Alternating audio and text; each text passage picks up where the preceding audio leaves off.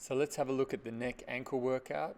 So this month we're just working the single arm dumbbell shrug. So you could use a band for this as well, just shrugging straight, really trying to keep the spine nice and stable, especially the neck, ribs in, tongue on the roof of the mouth. Then I'm going into a rotation.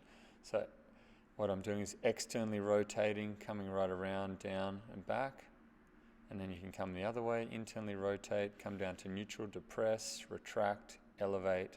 So really getting that nice control through a full range of motion.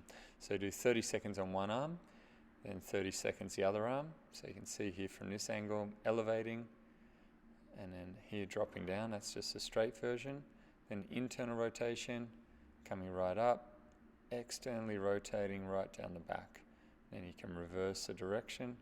So you just want to get nice control through all those scapular stabilization muscles and really get awareness of the shoulder blade. Really helps with all the upper body pull, push movements.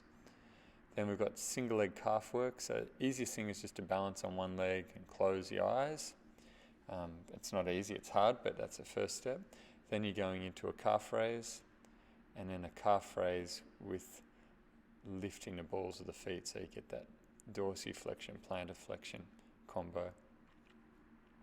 So here from the lateral side, I'm going up and forward a little bit here. Once I'm going up, and then I'll shift back. You want to try and minimize that piking at the hips when you're doing it. But yeah, 3 sets of that, 6 minutes.